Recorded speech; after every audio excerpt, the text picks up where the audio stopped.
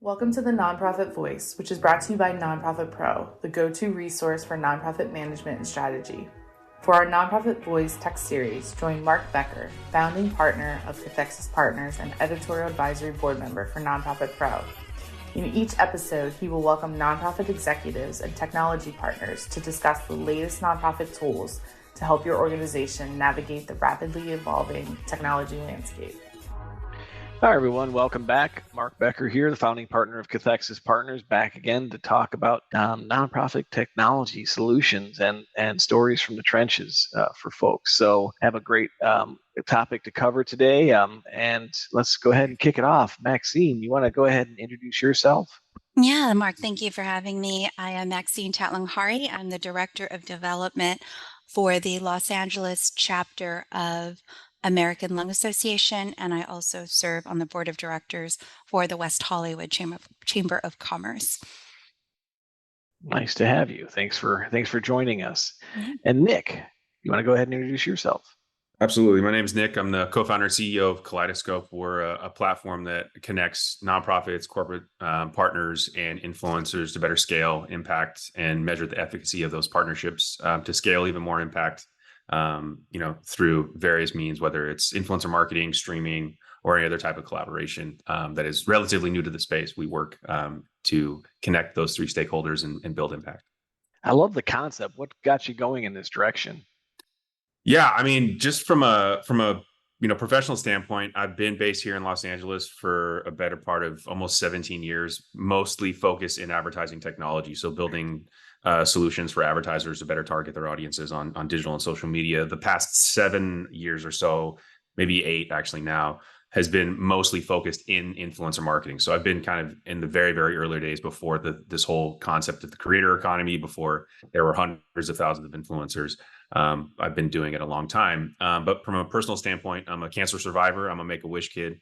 And I've been a part of the Make-A-Wish family ever since they sent me to Disneyland when I was 3. And when the pandemic started to shut things down, the first thing I thought of was, what are nonprofits going to do now that they can't do in-person events, which is, as we know, a big source of revenue generation opportunities, right? And so knowing the advertising space and knowing how marketing was trending and how there was billions of dollars in corporate social responsibility and cause marketing sort of whirling through the ecosystem, I knew that brands would spend dollars directly with organizations in a larger capacity if there were better measurement to what exactly those dollars were doing. And I also knew that if I could approach an influencer with a nonprofit that had vision and value alignment and a corporate partner that also had vision and value alignment, that I could get those influencers to amplify those collaborations and those partnerships. And that was really the early sort of thinking around Kaleidoscope. And we just did it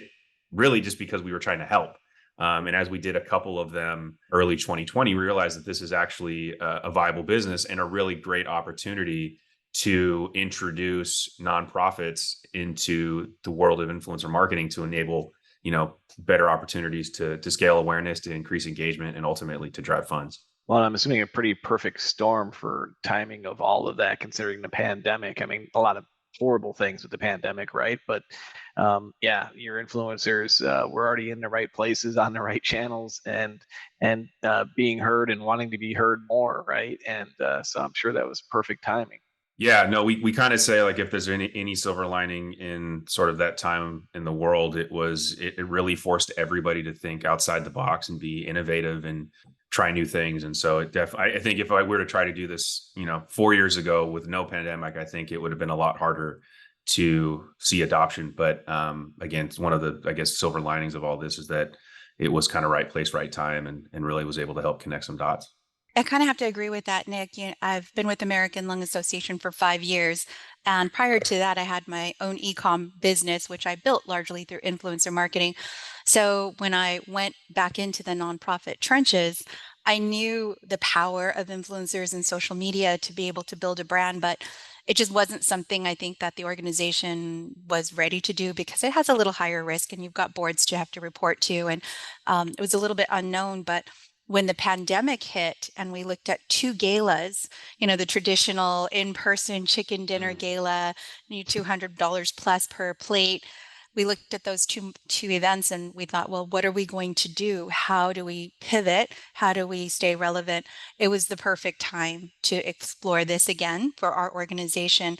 And Nick was the perfect partner especially because he does have that ability to measure the impact and look at the data. So that was something we were able to deliver back to our boards and people that are making those fiscal decisions. Is this smart? Is this viable? Is it working? So it was absolutely the right time for us. So yeah, how did you pivot then from the in-person chicken dinners to tell us It was, more? yeah, it was really that. It was an idea that came from one of our executive's son. He's young, he's in his 20s, 30s. We thought it would be so cool if there was an off-field, off-court talent show using pro athletes. To do a talent show and raise money. And so one of the boards also loved the idea, and they had Tony Gwynn Jr., baseball player, now an announcer, father, also Hall of Famer. And so we just had some of the right connections to pull this off. And our executive director, Francis, knew Nick from previous Make-A-Wish, actually.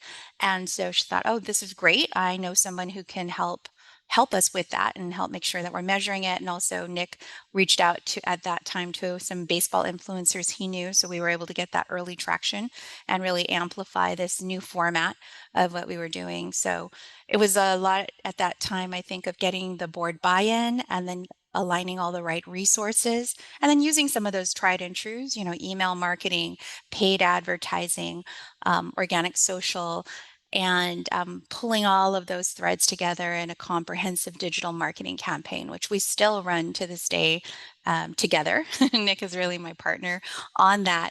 And so that has evolved over the past couple of years. Now we're in year 3 and it's become a pretty well-oiled machine. Nice. Yeah. As we were kicking off here today, you were talking and mentioning that you're just kicking off the third iteration of this. So that's great. I'm sure the growing pains or the learning curves are all in the early years, right? Crawl, walk, run. But it sounds like you already were off and running with the very first event, We had first to. campaign. Yeah. Yeah, we really had to. And there were just other things. We had another woman who's on our board with, at that time, 1 million Instagram followers. So we then kicked off just a mini campaign with her because she's an actor as well and was at home. So again, to your point, she had time, she had the ability to shoot. So we were able to create campaigns and work with her to raise funds at that time. So we were just really looking at how do we get creative with these influencers that are already in our house and on platforms that make sense. So it's not a whole full-on build out, but feels pretty downstream. Nice. And what kind of results? How does it compare, or is it kind of an apples and oranges thing, or Um, compared to the galas in the past? it's holding true right now. It's really holding true, but we do think that there's such room for exponential growth. One of the things that we say, if 1 million people gave us $1, that'd be $1 million, right? It's the Obama way of raising funds and awareness. And with this type of a model, that is possible, right? It's sure. possible. And I think that's not possible. I mean, I guess it is if you bring in sponsorship at that level. Sure, it's possible. But the other thing that we need to look at is the cost ratio was also very, really, really efficient because these players generously donate their talent to this mission. Lung health is so important, healthy air is so important to everybody. So it just made a lot of sense. And we have the right talent wrangler on that too. So That's awesome. That's awesome. Nick, can you provide a little more color and kind of the services that you helped kind of to add to all of this? Yeah, I think the big thing that I just want to highlight, I think, is the cost portion of this. I mean, I think and we saw this, and I'm hoping that we continue to see this. So I'm seeing a lot of organizations kind of ditch these virtual events because I know that there's some fatigue around it, but they are still very, very valuable, and there is a lot of opportunity there. To Maxine's point, to sort of iterate and scale in sort of our new world, which is somewhat hybrid now, back to in person, and we're all feeling really good to be around each other. But the costs of these virtual events can typically be significantly lower than in-person events. So that's really important. But I think what I love most about these virtual events, again, I'm super biased because I've been in digital media and digital marketing my entire career, is that you can measure everything. and you can have a ton of hypotheses around what you think is going to work and what you hope will work. And then you can test very quickly, you can iterate, and you can pivot. I mean, one of the early things that I always like to say about our first collaboration together on the first season of this Champions Unite is that we thought there was going to be one or two different types of marketing channels that we had always known worked well, that had lots of reach and lots of engagement historically. And when we tested it, it didn't. And when we did some of these other things on social media and worked with some of these influencers, that worked really well. And so we were able to really quickly pivot because we were able to measure everything. We could pivot in real time and really start to focus and shift budgets, or even reduce costs further, or invest in things that were driving results in a much quicker time frame, as opposed to waiting a year later to do sort of a debrief or or a sort of an optimize the next year. And so I think that's really important thing to really talk through, is like making sure you're measuring everything. And even to the point where when we saw certain influencers and certain platforms worked, we could see that when even certain messaging and certain images that we used on these platforms worked in certain ways, and started to optimize towards that. So one of the big things that we always stress is really around the measurement component. It's really in our DNA, not only to enhance how campaigns are run and really make sure that they perform well, but what we also do, and what we believe is a really big and important factor sort of moving forward as corporate partnerships evolve, is taking all of that data at the end of the campaign, synthesizing it in a way that's digestible, and sharing it with your corporate partners. This is what your dollars did. This is how we used it. This is our efficacy of our partnership. You provided $10,000 of amazing collaboration this year. This is what 15 or 20,000 could do next year, or 50,000 or 100,000, or whatever the case for support may be. And so you can really use that data to provide much more transparency and confidence into what those corporate partnerships actually do. I do want to piggyback on that too. What it also affords is availability to other buckets of money, right? We don't just have to go to sponsorship dollars that are allocated in Q4 of the previous year. We can tap into marketing budgets because we're able to turn around that data so quickly in languaging that marketing departments are looking for, and the transparency that they require. And so it just afforded us other channels to be able to tap into. And I think, when we talk about influencers, we think about someone who has 40,000, 50,000, 1 million followers. But to Nick's point, each of our influencers gets a trackable code so we can see where traffic is coming from, how it converts.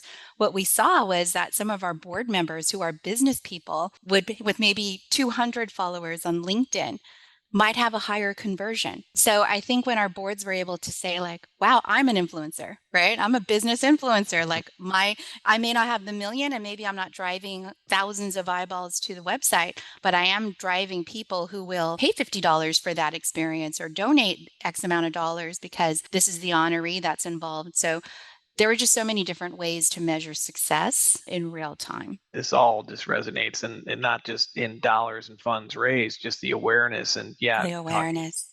and talking to the point of, what you can share back to your sponsors and all the profiles of folks that you're connecting with, and are hearing the message and seeing their logo. And that's got to be huge. And I love what you said there, Nick, about, being able to turn on a dime and really back up your hypotheses as far as what's working and what's not, because so many times you get these kind of standard galas or other peer-to-peer fundraising events, golf outings, and you just make a lot of assumptions and think, oh yeah, we got these people sign up because of this email or because this person knows. But being able to track all that to that minutia and be able to turn it on a dime is so important. Yeah, we had a great example. We had a recent influx of traffic right before our paid campaigns started. And Nick and I were on our data crunch meeting, and we thought, where did this come from? Why did this happen? And so we dug in and we got super granular in terms of where is the city that this traffic came from, because Google Analytics will give you all that. And we tracked it back to a rally. It was an old school in-person, 30 people in a boardroom rally that then turned into hundreds of eyeballs but we were really a little bit, and again, we say it took us so long, it took us like 2 days, but because that's how quickly we worked together, right? We're pretty able to say, okay, that was it. But again, we were on our hypotheses, and then we had to dig in, and it was a rally. that happened. And so then back to what works and what doesn't. We're like, okay, more rallies. Right. More rallies equals more. Let's do it. Like that's something that we can execute. So where are you at in the cycle for this next year then? Our event is Thursday. Champions Unite Season 3, produced by Spectrum Sportsnet, will be on Thursday. And we have great support from players from the Lakers, the Dodgers, the Rams. So we're really excited about that. And so our digital marketing is in full swing right now. And Nick and I will be digging into the data at 1:30 today as we go into this final countdown. Nice. Well, good luck with that. And Thank you. we'll keep an eye on it. This will already have happened by the time this airs, but see if we can share some links to it after the fact. Absolutely. And that's another exciting thing, right? Is that you can take the show and put it on YouTube and continue to have it drive traffic and awareness after the fact, which of course you can do that in a gala. You can hire a videographer and certainly have someone film the event. But it's not quite the same thing as this ability to watch it, to see it on repeat, to go to the website and see it. The other thing that I do love about this model is it's inclusive. Not everyone can spend $250 for a dinner and a silent auction and the dress that you have to wear to a gala and all of that.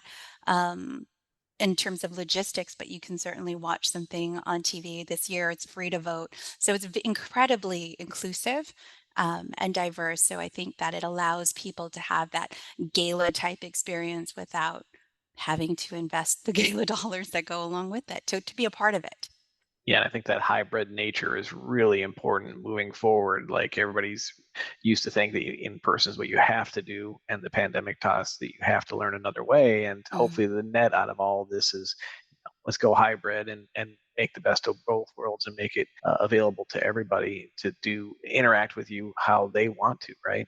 Yeah, meet people where they're at. Exactly. Nick, any other thoughts, any recommendations, any suggestions for folks that are considering getting into this space, trying it out? I think, my biggest recommendation is just because we're past the pandemic doesn't mean that this isn't a viable opportunity and option. I think that what I have noticed is that, and understandably so, that there is a little rest on the laurels, kind of going back to the way things were prior to the pandemic. And I would hate for all of us to lose the learnings of all the great innovation that we tried and tested, and continue to take at least some of that forward to continue to test. So I mean, this is a testament. We're in season 3 and we're still doing it. So I think that there is a lot of opportunity to be really creative and to continue to test these types of executions to generate awareness, engagement, and ultimately some type of action, whether those are dollars or any other type of main KPI that an organization is trying to achieve. So I hope that we continue to test and iterate and make these things even more fun and more engaging as we continue to move forward.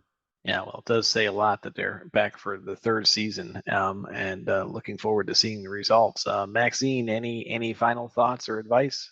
No, I think we really covered it. I agree with Nick, and I think that the pivots can continue to happen within the campaigns, right? We're in season 3, but we just brought on board a 16-year-old influencer.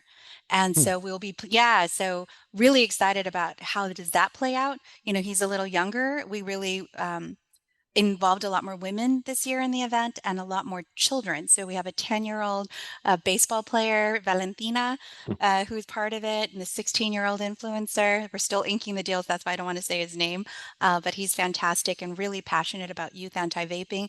So to Nick's point, if nothing else, look at the youth, because this is really how they talk, right? This is where they are. And if we talk about meeting people where they are and the future sustainability of your organization, you got to engage in ways that are meaningful to that demographic, and it's digital. It is. Definitely. All right. Well, on that note, thank you both so much, and good luck on Thursday. And thank you. Thanks everybody for joining. Thanks, guys. Thanks for listening. Listen to more episodes at nonprofitpro.com, as well as on Apple, Google, and Spotify.